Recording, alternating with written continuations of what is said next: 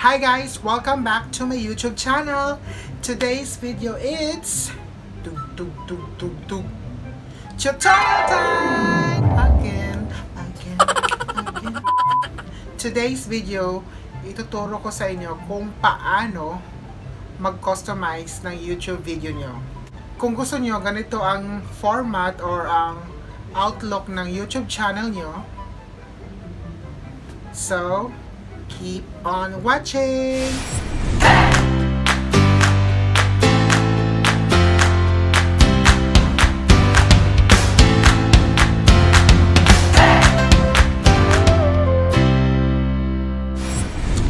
Hello guys! Ituturo ko na sa inyo ang pag-customize ng YouTube video nyo.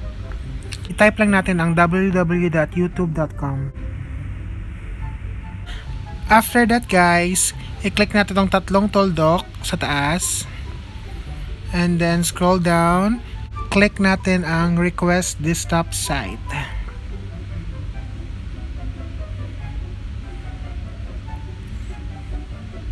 So naka-desktop site na tayo. Click muna ulit natin itong profile pic natin. And then click your channel. So nandito na tayo.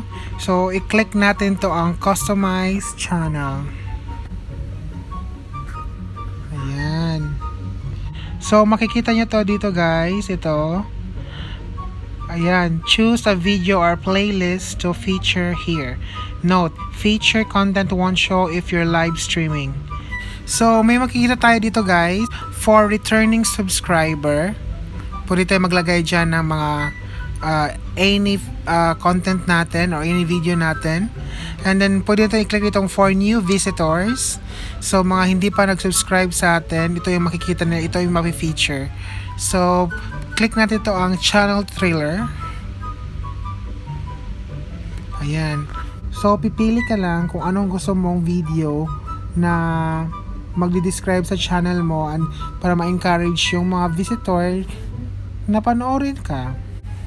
So, itong channel trailer, actually guys, dapat may sariling video ka nito all about you.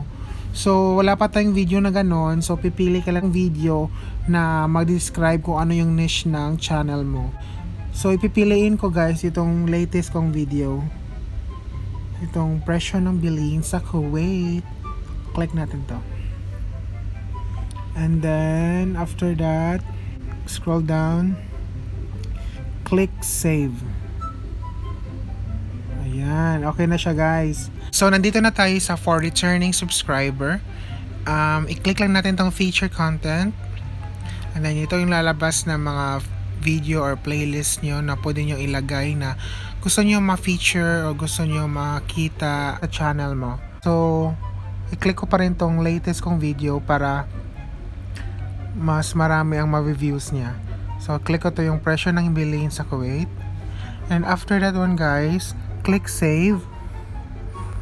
And then save. And click done. That's it lang guys. Yan lang kasimple ang paglagay at pag-customize ng video nyo. And after that, pwede kayo maka-add dito ng add section sa video nyo. Example, click mo yan. Pwede yung popular uploads nyo, live stream nyo, tsaka yung mga playlist nyo. Ayan lang kasimple guys. At ituturo ko sa inyo kung saan makakita o saan maka-download ng non-copyright music background. After that guys, ituro ko sa inyo kung saan makikita ang mga free background music na non-copyright. So, punta kayo Creator Studio. And then dito sa gilid, click mo to ang audio library na nasa baba sa $sign. Ayan, nandito na tayo. Ito yung mga free non-copyright music background na pwede nyo gamitin sa mga video nyo. Maraming klase dito at saka mga ibang mga genre. May hip-hop, may holiday, may jazz, may pop, at iba pa. And then meron dito guys, yung mga sound effect. Click mo lang yan. Marami din silang mga klaseng sound effect dito guys na pwede nyo gamitin sa video nyo. Yan lang guys, dito lang talaga mahahanap yung mga free, mga music at saka mga sound effect. That's it guys, thank you so much. Before tapusin natin video, mag-shoutout muna tayo sa mga loyal viewers ko at saka mga loyal friends ko sa YouTube. Papakita ko siya sa screen. Shout out!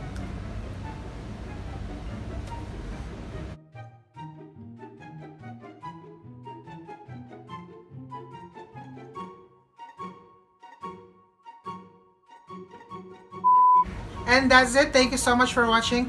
If you're new to my channel, please like, comment, and subscribe. And don't forget to hit the notification bell para updated ka sa susunod kong video. Until next time, bye!